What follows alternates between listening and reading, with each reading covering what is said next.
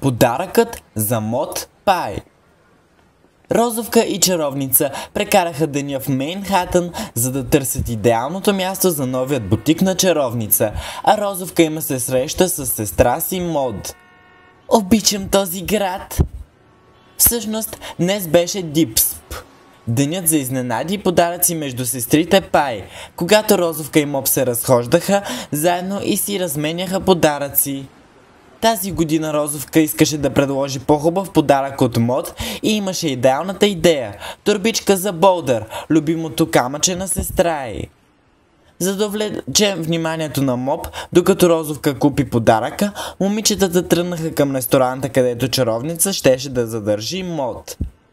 Как да го направя без да изнам изненадата? Аз ще отвличам вниманието на Мод. О, трябва да си измия копитата. Набързо се извини Розовка и хукна навън. Чаровница помоли Мод да й разкаже как е намерила своя Болдър. А през това време Розовка зърна турбичката на витрината на магазина, само че вратата беше заключена. Защо ли? Разбира се, собственикът беше във ваканция. Не! Розовка обясни тайно на чаровница, че не е взела подаръка. Тогава чаровница предложи да отидат в друг магазин да потърсят друг подарък. След като обиколиха много магазини, Мод най-сетне си хареса нещо. Една пукнатина в почвата. Това ми харесва. Пукнатината в почвата. Мод спря за момент и затърси Болдър, който се бе забутал някъде из джобчето й. Турбичката щеше да е идеалният подарък. Как ми се иска да имах какво да те нося. Изведнъж чаровница посочи едно пони. Той има турбичка, каквато търсиш, Розовке, иди го помоли да ти я продаде. Понито се съгласи на добра цена и Розовка го отпразнува с оръдието си за конфети. Щом го видя обаче, другото пони поиска негова замяна за турбичката. Когато Розовка се върна при момичетата, чаровница забеляза, че приятелката й е тъжна. Розовка обясни, че е продала оръдието си, но поне сега имаше турбичката. Но ти толкова обичаше това оръдие. Но сега имам идеалният подарък за Мод.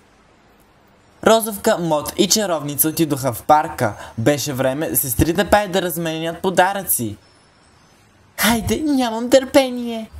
Мод отвори своя подарък и благодари на сестра си, доста сдържано, както обикновено. После Розовка разопакова своя подарък. Беше получила конфети за оръдието си. Тя прегърна радостно сестра си. Това е най-хубавият подарък, викна Розовка. Но Мод се зачуди защо Розовка не използва подаръка с оръдието си веднага и попита чаровница. Но защо Розовка не използва оръдието си за конфети? Нищо не знам. Но накрая чаровница се предаде и разказа как Розовка е разменила оръдието си за конфети срещу турбичката. И на мига Моб реши да вземе обратно оръдието. Розовка толкова го обичаше. Беше трудно да убеди понето от начало. Искам да върна турбичката и да взема оръдието обратно. Продаденето не се връща.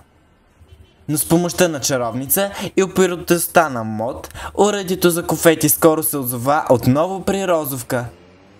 По-добре я послушай! Розовка бе щастлива, че пак има оръдието, но в крайна сметка Моб остана без подарък. Така че за пореден път Моб бе дала по-хубавият подарък. Благодаря ти, че ми върна оръдието.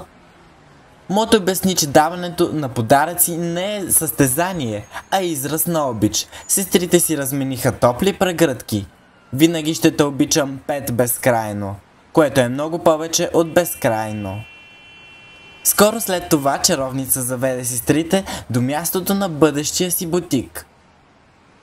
Избрала ли съм подходящото място? Не, избрала си идеалното място. Розовка обясни, че това е краят на най-прекрасния Дипсп. Може би до година Дипсп ще е още по-прекрасен, добави Мод. Ден за изненади и подаръци на сестрите Пай с чаровница. Край.